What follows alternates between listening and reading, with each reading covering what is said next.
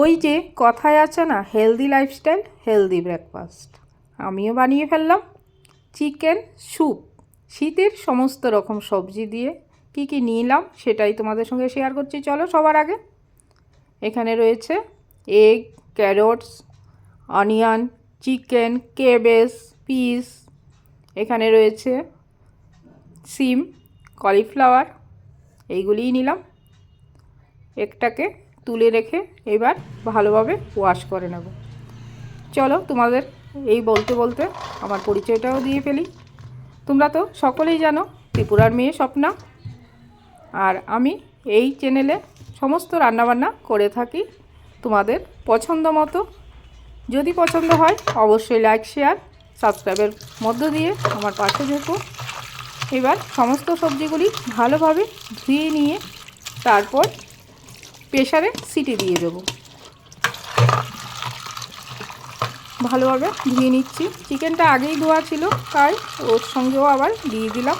দিয়ে এবার একটা প্রেসার কুকারের মধ্যে সমস্ত সবজিগুলি নিয়ে নেব। তোমরা স্যুপ খেতে কে কে ভালোবাসো বলো তো? অনেক দিন ধরেই মেয়ের বায়না ছিল স্যুপ তৈরি করার জন্য। যখনই সবজি খেতে বলবো তখনই বলবে স্যুপ বানাও, খাবো।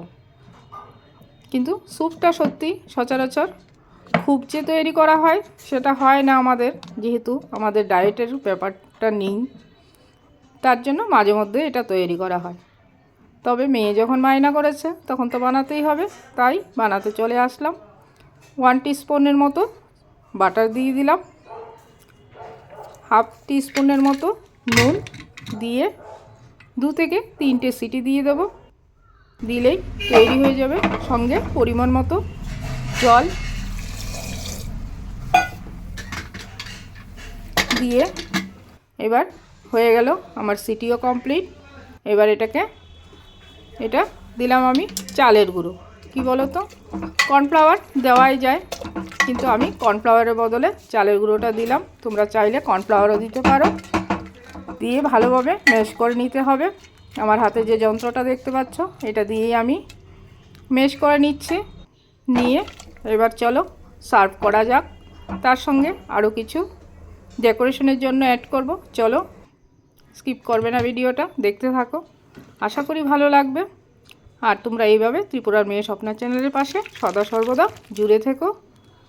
আর এই যেইভাবে ভালোবাসা দিচ্ছ সেভাবে ভালোবাসা দিয়ে যেও। একটুখানি এগ কুচি কুচি করে রেখে দিলাম ডেকোরেশনের জন্য। আর সঙ্গে ধনেপাতা তো কাঁচাও খাওয়া যায়, তোমরা ভালো করেই জানো, তাই ধনেপাতাটা আমি আগে দিলাম না। শীতকালে একটু ধনেপাতা না দিলে ঠিক ভালো লাগে না। তার সঙ্গে দিয়ে দেব একটু গোলমরিচের গুঁড়ো। এটা দিয়েও খুব টেস্টটা আরও বাড়িয়ে তোলে, আর ঝাল ঝাল লাগবে খেতে, সুন্দর একটা ফ্লেভার এসছে। তোমাদের দেখো কত সুন্দর লাগছে, আর খেতেও ভীষণ টেস্ট হয়েছিল। খেয়েই তোমাদেরকে জানাচ্ছি। ভালো থেকো, সুস্থ। এবার তোমরা কী দিয়ে খাবে সেটা তোমাদের ব্যাপার। আমি মোমো করেছিলাম, মোমো দিয়েই স্যুপটা খেয়েছিলাম। তোমরা যদি পাউরুটি দিয়ে খেতে চাও খেতে পারো। ধন্যবাদ। ভালো লাগলে অবশ্যই কমেন্ট করে জানিও। ধন্যবাদ।